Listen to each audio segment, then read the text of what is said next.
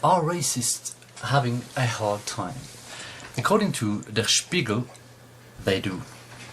As we all know, the more our enemies talk shit about a person, the more likely it is that he is in fact right, that he's a good guy, and that he is of some importance to our cause. Likewise, if you are on our team and you wake up one day knowing that nobody in the long-nosed media talked shit about you, you probably didn't do enough the day before for our cause. Their problem is, of course, that when they do talk shit about us, they only promote our ideas, because even today a majority in Europe already knows that they are, pardon my language, full of shit. So Der Spiegel calls me the Scandinavian V, to make sure nobody can Google my name and find out what I actually claim. Their article is, of course, rubbish, and all they do is to claim that my, or rather my wife's, theory, wrongly credited to me in the Der Spiegel article, is wrong. My wife has carefully studied the actual scientific data about this with autistic precision, and has discovered that the data has been intentionally misinterpreted by the scientific community.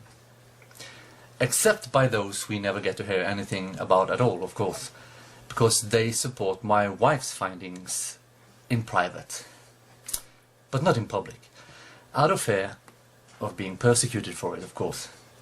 The data support only one conclusion, that we, the Europeans, are in fact Neanderthals, with some genes from Homo sapiens, that is, the Africans. Generally speaking, more such genes in darker European populations and less in fairer European populations. The data also make it perfectly clear that we have much more in common with Asians than we do with Africans, genetically speaking.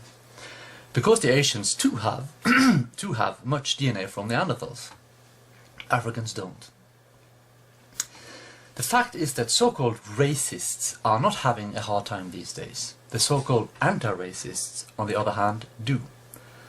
Why?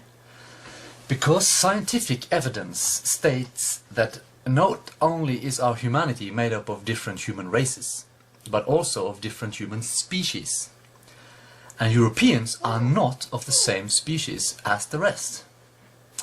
As we know from biology classes, mixing different species result in very serious adverse effects, such as reduced fertility, growth problems, genetic diseases and so forth. And that makes our times, in fact, very hard for the so-called anti-racists. Yes, these times are so hard for the so-called anti-racists that they go to rather extreme lengths to cover up hard facts, such as the data about the Neanderthal. And the theory regarding our Neanderthal origin is like a torpedo to the bow of their anti-racist agenda.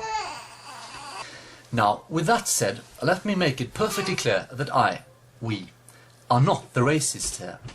All we want is to first of all preserve our human species, and then the diversity of mankind in general.